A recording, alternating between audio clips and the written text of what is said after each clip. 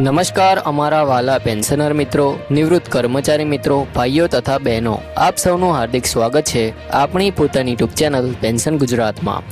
તો મિત્રો, આજના વિડીયોમાં આપણે વાત કરવા જઈ રહ્યા છીએ એક એવા સમાચાર વિશે જેને લઈને છેલ્લા કેટલાક દિવસોથી સોશિયલ મીડિયા પર ભારે ચર્ચા ચાલી રહી છે।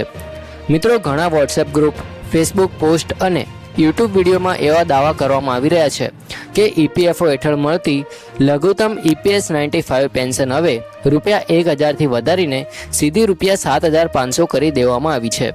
મિત્રો, આ સમાચાર સાંભળીને લાખો પેન્શનરોમાં ખુશીની લાગણી જોવા મળી હતી। ઘણા લોકો કહેવા લાગ્યા કે હવે આખરે સરકાર દ્વારા પેન્શનરોને મોટી રાહત આપવામાં આવી છે। પરંતુ મિત્રો, શું ખરેખર આ સમાચાર સાચા છે? શું ખરેખર સરકાર દ્વારા 7500 પેન્શન મંજૂર કરવામાં આવી છે? આજના આ વિડીયોમાં આપણે જાણીશું સંપૂર્ણ સત્ય। મિત્રો, સોશિયલ મીડિયા પર એક સર્ક્યુલર જેવો પત્ર ખૂબ વાયરલ થયો હતો। આ પત્રમાં એવો દાવો આવ્યો હતો કે શ્રમ અને રોજગાર મંત્રાલયે EPS 95 પેન્શન હેઠળ લઘુત્તમ પેન્શન ₹1000થી વધારીને ₹7500 કરી દીધી છે અને આ નિર્ણય 1 મે 2026થી લાગુ પણ થઈ ગયો છે। મિત્રો, આ સમાચાર ખૂબ ઝડપથી વાયરલ થયા કારણ કે વર્ષોથી EPS 95 પેન્શનરો પેન્શન વધારાની માંગ કરી રહ્યા છે। ઘણા પેન્શનરો આજે પણ માત્ર 1000 કે 1500 જેવી ખૂબ ઓછી પેન્શન પર જીવન જીવી રહ્યા છે। મોંઘવારી સતત વધી રહી છે, દવાઓના ખર્ચા વધી રહ્યા છે અને આવી સ્થિતિમાં વડીલ પેન્શનરો માટે જીવન જીવવું મુશ્કેલ બની રહ્યું છે। તેથી જ્યારે ₹7500 પેન્શનનો સમાચાર આવ્યો ત્યારે લોકો ખુશ થઈ ગયા હતા। પરંતુ મિત્રો, થોડા સમય પછી ખુદ EPFOએ આ મામલે મોટો ખુલાસો કર્યો હતો। EPFOએ પોતાના સત્તાવાર X એકાઉન્ટ પરથી પોસ્ટ કરીને લોકોને ચેતવણી આપી। વિભાગે વાયરલ થઈ રહેલા આ સર્ક્યુલરને ફેક એટલે કે નકલી જાહેર કર્યું।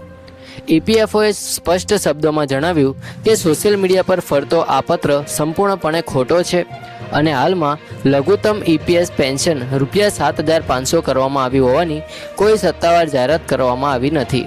મિત્રો, આ ખુલાસા પછી સ્પષ્ટ થઈ ગયું કે સોશિયલ મીડિયા પર વાયરલ થઈ રહેલા સમાચાર સાચા ન હતા।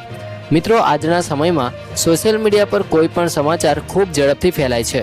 ઘણા લોકો તપાસ કર્યા વગર મેસેજ ફોરવર્ડ કરી દે છે અને પછી લાખો લોકો સુધી ખોટી માહિતી પહોંચી જાય છે।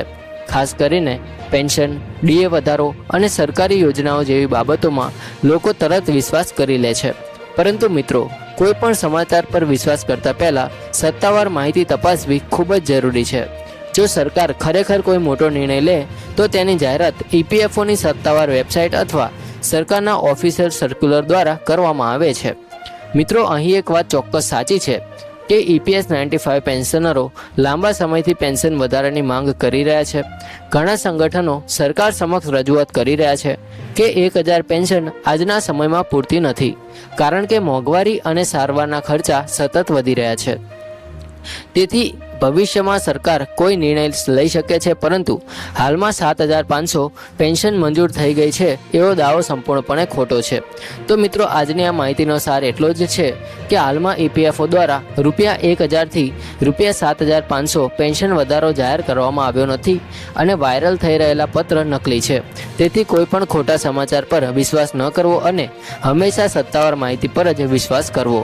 જો આજનો આ વિડીયો તમને ઉપયોગી લાગ્યો હોય તો વિડીયોને લાઇક કરજો, વધુમાં વધુ શેર કરજો જેથી અન્ય પેન્શનર મિત્રો સુધી પણ સાચી માહિતી પહોંચી શકે। અને જો તમે આપણી ચેનલ પેન્શન ગુજરાત પર નવા હોય તો ચેનલને સબસ્ક્રાઇબ કરીને બેલ આઇકન જરૂરથી દબાવી દેજો જેથી પેન્શન અને સરકારી કર્મચારીઓ સંબંધિત દરેક મહત્વપૂર્ણ અપડેટ તમને સમયસર મળતી રહે। ધન્યવાદ મિત્રો।